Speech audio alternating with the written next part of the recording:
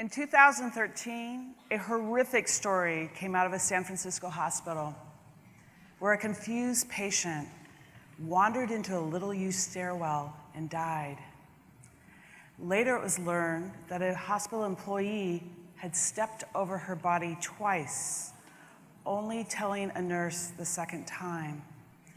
And even though that nurse notified security, they still didn't find the woman's body for another week. An extreme example of medical errors for sure.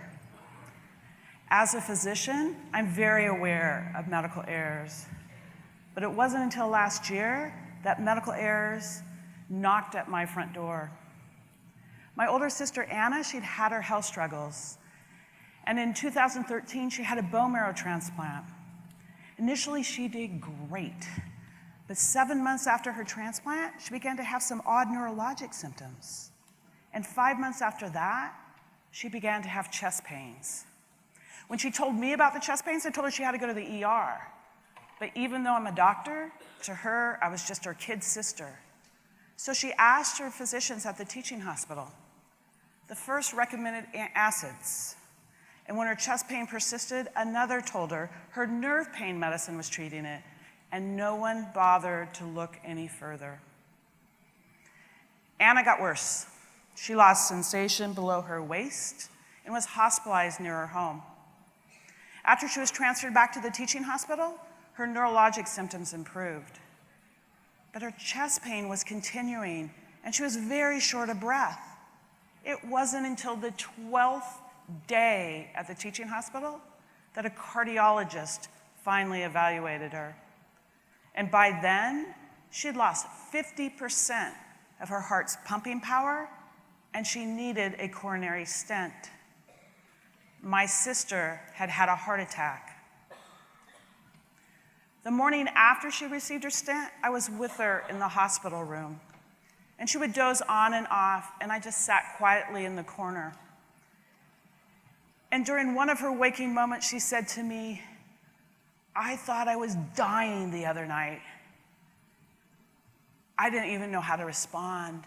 I just reached for her hand, held it ever so tightly.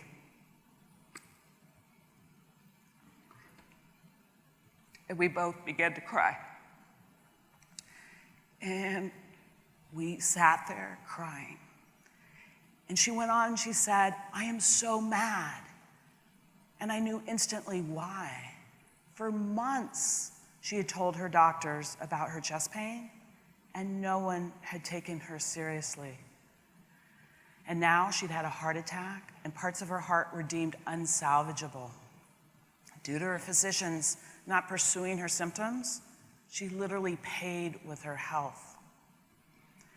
So we sat a while together, just holding hands, tears streaming down our faces, and she said to me, "Are you going to go after this?" And my response was, "Well, do you want me to?" And emphatically she said, "No one should ever go through what I've been through." We never spoke about it again.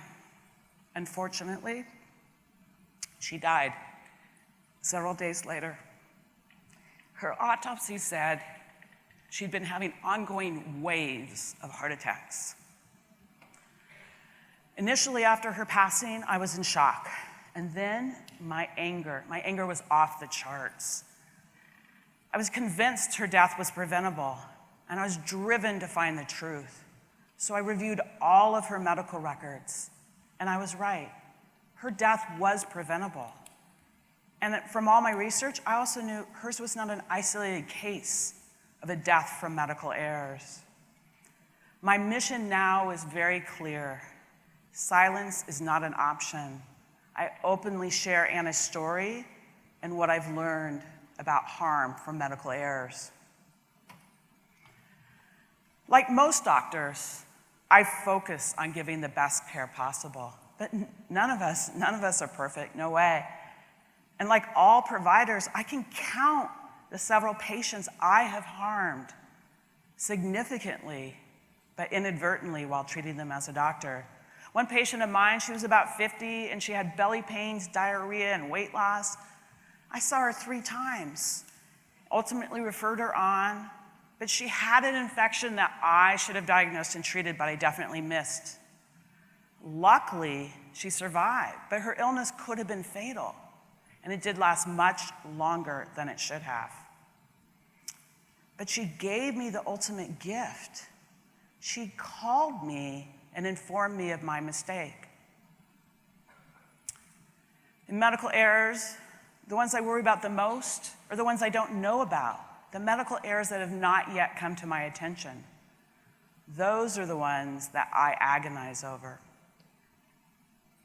In medicine, the first large focus on medical error reduction began in 1999, when the Institute of Medicine released its report, To Err is Human, which highlighted how medical errors harmed a huge number of patients.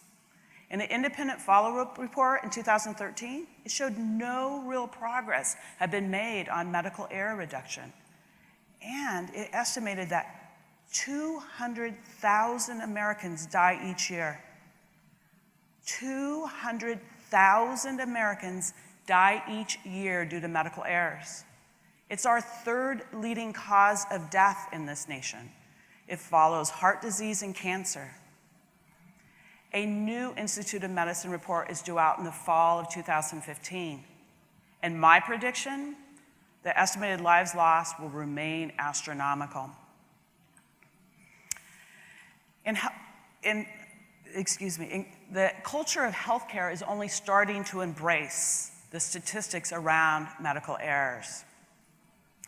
I graduated in my fellowship in 2005, and as trainees, we received almost continuous feedback. But in my 9 years of medical training, I only recall one example where I saw a physician who actively gave feedback to another provider who wasn't in training. I was working alongside an orthopedist, and he noted the wrong care given previously by a nurse practitioner, extending a patient's recovery time. He called her, he thanked her for caring for the patient, and then recommended a different splint for the next time to improve care. On the other hand, I remember numerous examples when I was a medical student or a medical resident when I'd asked my faculty mentors, why weren't we giving feedback to physicians on outdated or incorrect care? Once, while working alongside a cardiologist, he noted that the primary care physician was not dosing their mutual patients' medications correctly. When I asked him, shouldn't we inform that doctor? He said, we don't do that. Why not? So where do we go from here? What about my sister Anna? Our family chose not to pursue malpractice. Money won't bring her back. We want more than money. We want change. We want institutional change in healthcare. And I think that's the hope of most families that have been afflicted, is to know that their loved one did not die in vain. So I returned to that teaching hospital multiple times, in fact, asking to hear what changes had been put in place to prevent more deaths like Anna's. You see, when I reviewed her medical record, it was full of cut and pasted notes with outdated information. One of her physicians confessed to me that although he had written a note on her, he had never seen her because it was late at night.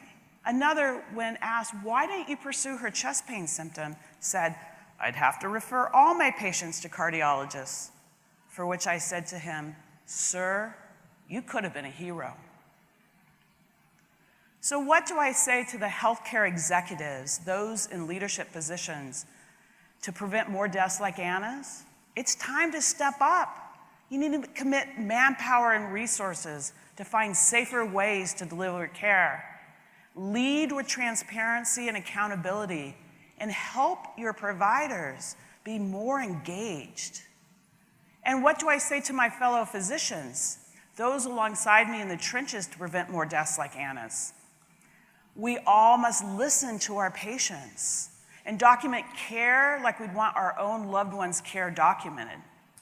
We must confront our colleagues if there's any question about a patient's safety, and consider it a gift if a patient or a colleague approaches you with a safety concern? And what do I recommend to you or your loved ones if undergoing care today as lessons learned from my sister's death? Remember, you know your body better than anyone else. If a symptom persists, question why. If necessary, get another opinion and another. If you or your loved one believe you've been harmed, speak up. Request changes. Share your story. So I wonder, hopefully along with all of you now, how can we get the nation's attention on preventing medical errors? It's our third leading cause of death. Where is the outrage? How many more Annas must die?